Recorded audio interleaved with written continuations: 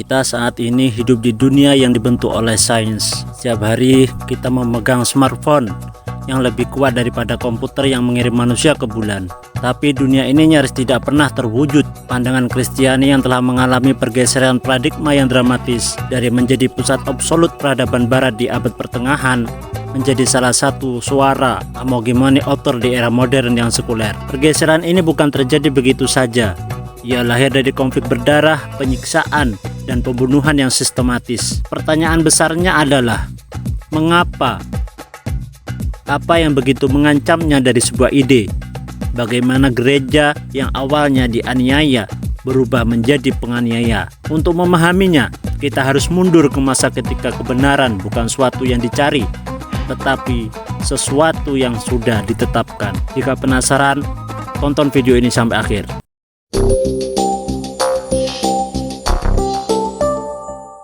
Pandangan-pandangan Kristiani telah mengalami pergeseran paradigma. Pada zaman pertengahan, agama Kristen menjadi sentral bagi peradaban barat. Namun pada zaman modern, Kristen menjadi agama yang terpinggirkan. Jika abad pertengahan, para teolog Kristen memodifikasi filsafat Yunani kuno supaya sesuai dengan teologi Kristen, maka pada abad ke-20, para teolog Kristen memodifikasi teolog Kristen supaya sesuai dengan peradaban barat modern sekuler. Mereka menegaskan ajaran Kristiani harus disesuaikan dengan pandangan hidup sains modern yang sekuler. Dari adanya perubahan paradigma tersebut tentu saja melahirkan pertanyaan yang cukup fundamentalis terhadap Kristianitas. Seperti apa dan bagaimana sikap gereja terhadap sains di masa lampau?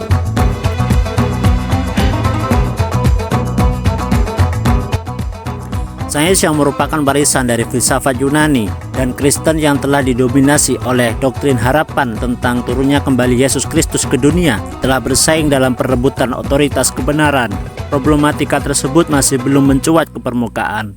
Kristen memiliki formulasi yang didasari pada keyakinan bahwa doktrin agama merupakan kebenaran yang mutlak dan tidak ada satupun kekuatan yang memiliki otoritas rasional dalam mengendalikan berbagai aspek kehidupan, kecuali gereja. Sedangkan bahan awal yang digunakan oleh Kristen dalam konsepsinya tersebut berasal dari berbagai warisan filsafat Yunani Romawi.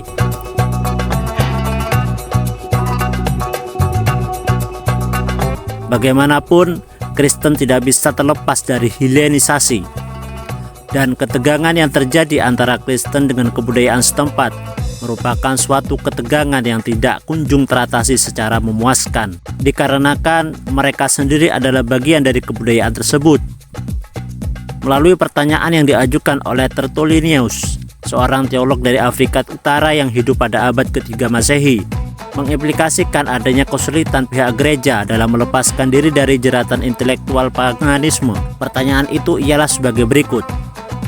Apakah hubungan yang terdapat antara kota Athena dan kota Yerusalem, antara akademik Yunani dan gereja? Apakah ada sesuatu yang nyata sifat kesamaannya antara seorang filsuf dan seorang Kristen, antara seorang murid Yunani dan seorang murid sorgawi?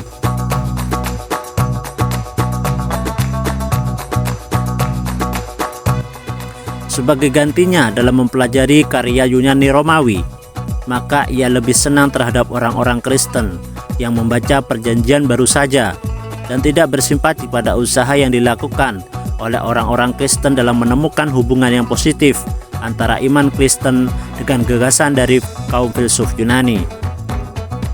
Adanya sikap prihatin Tertullianus tersebut menggambarkan tentang bagaimana Helenisasi memiliki pengaruh yang sangat kuat bagi kekristenan, dan signifikasi terhadap kekristenan dinilai sebagai hal yang negatif bagi Tertullianus, meskipun ia sendiri tidak mampu untuk menahan lajunya Helenisme untuk tidak masuk ke ranah Kristenan.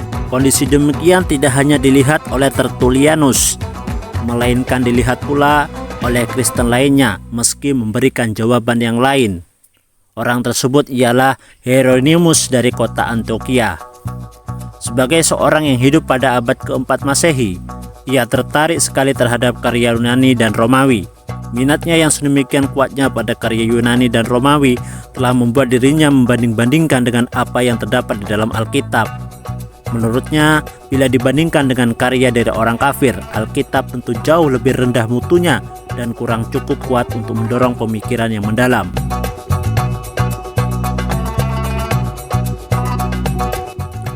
Berpijak dari adanya informasi di atas, sejak awal sebenarnya para pemikir Kristen telah mengambil bahan dari berbagai warisan yang dianggapnya cocok. Misalnya warisan dari ajaran Plato yang dilanjutkan oleh Plotinus, sedangkan ajaran dari Aristoteles yang diambilnya adalah logika, yaitu metode deduksi logis yang berguna untuk membangun argumen-argumen teologisnya. Yang dari adanya formulasi itulah, maka argumen trinitas dan keutamaan jiwa daripada fisik serta pembacaan spiritual atas segala realitas alam fisik, penciptaan jagat raya serta struktur kosmos yang berpusat pada bumi ditegaskan. Secara umum, filsafat sebagai induk pengetahuan akan diakui kebenarannya jika sesuai dengan paham yang dianut oleh gereja, dan segala bentuk pengetahuan dipakai untuk menguatkan keyakinan yang dianutnya. Pada masa Agustinus dan puncaknya pada masa Thomas Aquinas, teologi Kristen mengalami penjelasan secara filosofi hingga filsafat abad pertengahan yang dikenal dengan nama Encheileology, di mana filsafat harus mengabdi kepada teologi untuk menguatkan, memberikan penjelasan logis, dan membuang segala yang tidak sesuai.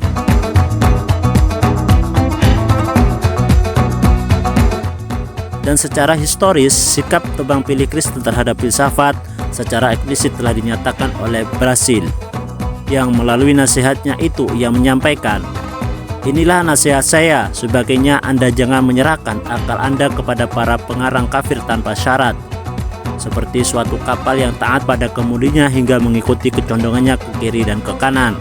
Sebagai gantinya, terimalah hal-hal apa saja yang berharga di dalamnya, sementara perhatikan apa saja yang lebih bijaksana apabila diabaikan."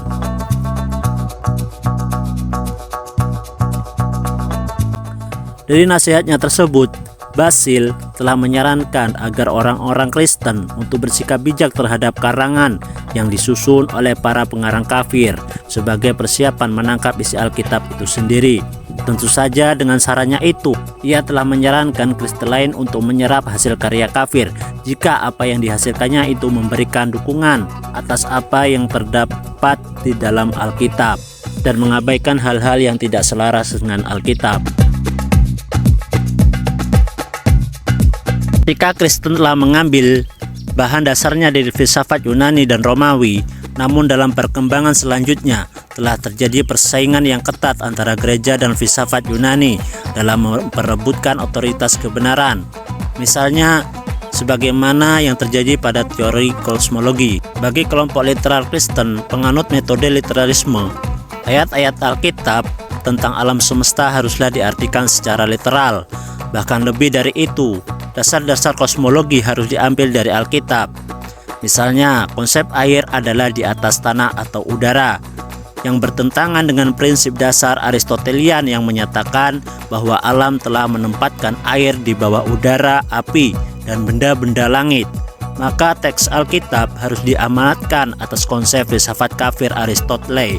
Bahkan pada abad ke-6 Masehi, penulis Kosmos Indocopleustes telah menyusun konsep ekstrem bahwa bumi itu datar, yang konsep tersebut berpijak pada ayat-ayat Alkitab seperti halnya pada Yakub 38:13 dan Wahyu 7:1.7.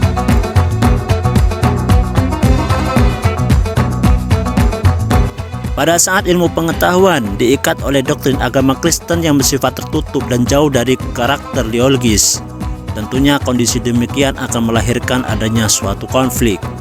Ketika konflik tersebut terjadi, tentu saja tradisi Yunani yang awalnya kritis sekaligus dialektik akan sirna. Tidak hanya itu, kondisi tersebut akan semakin bertambah parah ketika Kristen pada akhirnya harus kembali lagi kepada meteologi, di mana kondisi itu pernah mengalami kejayaannya pada masa Prasokrates, Plato, dan juga Aristoteles, yang mengakibatkan dunia mengalami kembali masa kegelapan yang menyengsarakannya di kekalahan oleh adanya mite.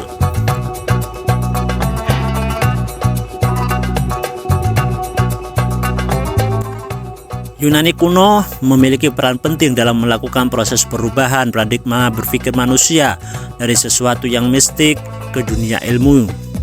Pada masa Yunani kuno telah terjadi pembuatan rumus sekaligus konsep yang secara perlahan mampu mengubah peta mistik yang penuh khayalan dan imajinatif ke dunia logik dan faktual yang rasional, konkret dan terukur. Para filosof besar Yunani kuno seperti Socrates, Plato, dan Aristoteles mampu membalikkan mitos dan atau mistik menjadi ilmu.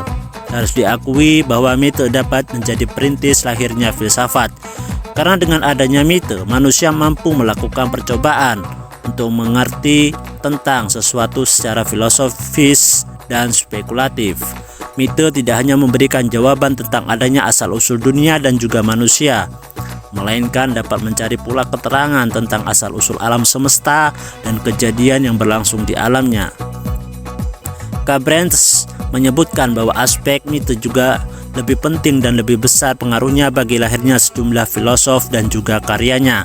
Dan pendapat demikian diakui pula oleh Nurcholish Madjid yang menyatakan bahwa semakin banyak mite dalam suatu negara atau suatu komunitas masyarakat, maka akan semakin besar pula kecenderungan suatu negara atau komunitas masyarakat untuk melahirkan sejumlah filosof dan karya filosofnya.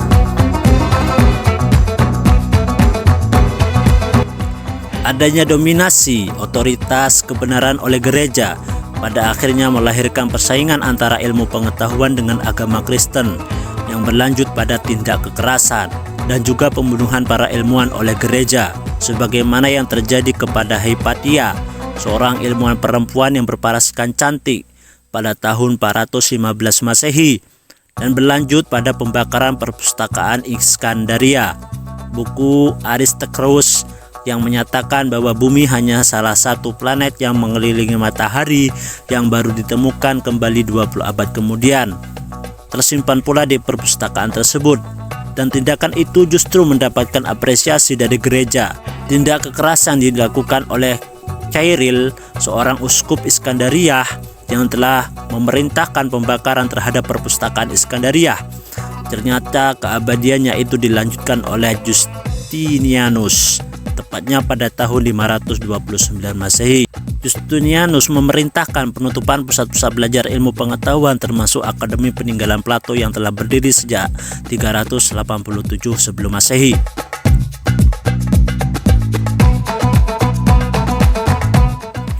Ilmuwan pertama yang dibunuh oleh gereja adalah Hypatia. Ia menolak lamaran dari setiap laki-laki bangsawan Kristen. Ia menolaknya karena menganggap bahwa pernikahan berbaur unsur duniawi yang tentu saja akan mengganggu aktivitas dirinya yang telah menghabiskan waktunya di perpustakaan. Waktunya dihabiskan sepenuhnya di perpustakaan sebagai bentuk pengabdian dirinya kepada pengembangan ilmu. Namun sialnya, ia dituding oleh gereja sebagai orang yang hendak bercita-cita mempertahankan paganisme. Oleh karena itu, ia pun dibunuh dalam suatu perjalanan menuju perpustakaan. Ia dicegat oleh segerombolan kaum gerejawan dan diturunkan dari kereta kudanya.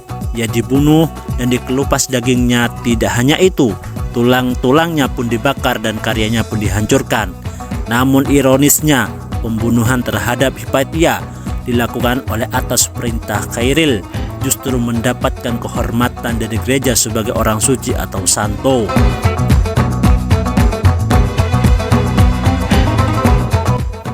Suatu hal yang memprihatinkan atas apa yang dilakukan oleh Kristen terhadap para ilmuwan. Awalnya Kristen sebagai korban penganiayaan dan keabadian dari suatu zaman, namun dengan seiring waktu berjalan, justru Kristen berubah menjadi sekelompok manusia yang melakukan pembunuhan dan tindak kekerasan yang disebabkan karena adanya perbedaan antara sains dengan doktrin gereja. Perubahan yang paling pertama kali muncul dalam peradaban manusia adalah keberalihannya dunia mitos ke dunia logos.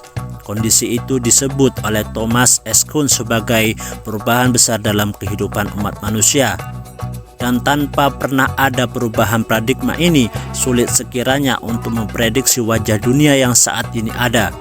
Ketika terjadinya proses perubahan paradigma, menurut Kuhn selalu meminta korban, dan korban paling pertama tentu saja paradigma yang ada dan telah mapan sebelumnya. Karena tanpa bisa mematikan paradigma sebelumnya, maka paradigma baru tentu tidak akan mungkin lahir.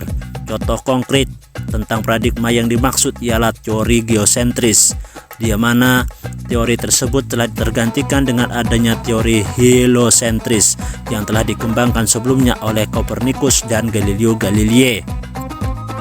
Melalui teleskopnya, Galileo menjelaskan tentang alam semesta, dan tentu saja penemuannya tersebut membuat geger dan pihak yang kebakaran jenggot adalah gereja. Dan sebagaimana analisa akun di atas, gereja termasuk pihak yang tidak mampu mematikan paradigma sebelumnya yang berasal dari Ptolemeus. Dari adanya ketidakmampuan gereja itulah akhirnya gereja pun meneruskan paradigma sebelumnya, yang dalam prosesnya itu telah memakan korban, diantaranya adalah Galileo, Bruno, dan lain-lain.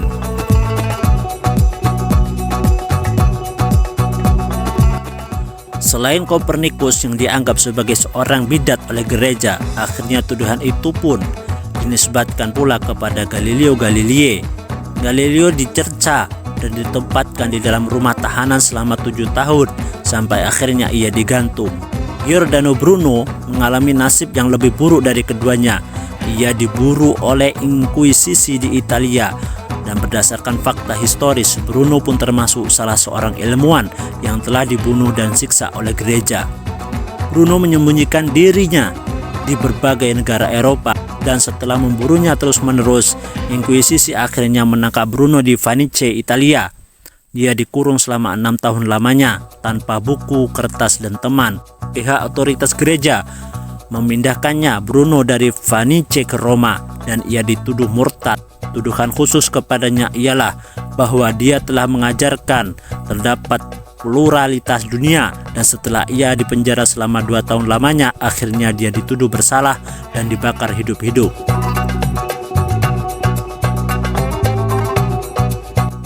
Tidak saja tentang kosmologi yang dinilai bertentangan dengan gereja, adanya perkembangan ilmu kedokteran seperti halnya pembedahan terhadap mayat pun Kristen melakukan perlawanan. Agustinus telah menuduh para anatomis sebagai jagal, dan ia mengancam perbedahan terhadap mayat tersebut secara tegas, dikarenakan adanya ketentuan yang secara umum bahwa merusak satu mayat akan menimbulkan rasa takut yang tidak terbayangkan, di mana seluruh jasad kelak akan dibangkitkan. Dari argumen ini, gereja menambahkan satu argumen lagi.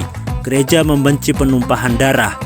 Pandangan tersebut ternyata kontras ketika di waktu tertentu gereja melakukan pembakaran terhadap ribuan manusia yang dianggapnya sebagai seorang bidat, dan para penyaru takhayul di kalangan mereka menyarankan untuk tidak terlalu membenci penumpahan darah jika hal tersebut demi kepentingan agama. Contoh lain yang membuktikan rendahnya pemahaman Kristen terhadap sains pun nampak dari adanya keyakinan Kristen tentang datangnya badai. Badai diyakini oleh Kristen sebagai akibat dari adanya perbuatan setan, dan untuk melawan kekuatan itu, maka dipergunakanlah berbagai cara untuk melakukan pengusiran setan. Yang paling umum ialah pengusiran setan yang dipimpin oleh Paus Gregorius XII. Pada masa awal, pengusiran tersebut dilakukan dengan cara membacakan berbagai mantra dan membunyikan genta gereja selama badai berkecamuk. Sedangkan pada abad ke-15 Masehi, adanya sebuah keyakinan bahwa ada wanita-wanita tertentu yang meminta bantuan makhluk dari neraka yang menyebabkan angin puyuh, banjir, dan lain-lain. Adanya benturan antara sains dan Kristen yang terjadi pada abad pertengahan Eropa, yang zaman itu dikenal sebagai abad pertengahan Eropa atau abad kegelapan Eropa, di mana kasus-kasus serupa pun masih terus berlanjut pada zaman pencerahan, yang orang Eropa menyebut zaman tersebut dengan zaman Renaissance, yang artinya zaman kelahiran kembali. Selama ratusan tahun, mereka merasa bahwa mereka telah mati dikarenakan hidup di bawah cengkeraman otoritas gereja. Maka karena hal itulah, pada zaman pencerahan mereka melakukan revolusi besar-besaran terhadap berbagai pemikiran tentang kehidupan, termasuk terhadap konsep keagamaan, yang inti dari zaman pencerahan itu adalah zaman di mana merabatnya paham sekularisme, humanisme, dan liberalisme. Dari adanya keinginan untuk membebaskan diri dari kungkungan otoritas gereja yang telah menyalahgunakan wewenang atas nama Tuhan, Maka mereka pun berupaya untuk mengembalikan pengertian teks Alkitab kepada konteks historis dan kondisi penulisnya. Oleh karena itu, perkembangan hermeneutika dalam tradisi Alkitab di kalangan Barat modern tidak dapat dipisahkan dari adanya sejarah trauma peradaban Barat terhadap gereja, ditambah lagi banyaknya problematika teks Alkitab itu sendiri.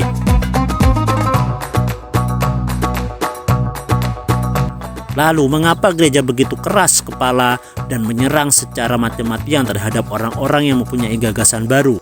Profesor Boy berusaha memberikan analisnya sebagai berikut.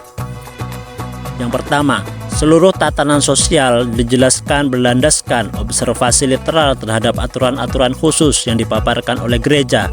Ada satu aturan untuk setiap sesuatu, dari ibadah yang bersifat ritual sampai makanan, minuman, perkawinan, dan seks. Kristen abad pertengahan adalah suatu aturan hidup yang lengkap. Yang kedua, aturan-aturan ini dan kemampuan gereja untuk memberlakukannya tergantung pada penerimaan total dan pembuta atas dogma-dogma gereja.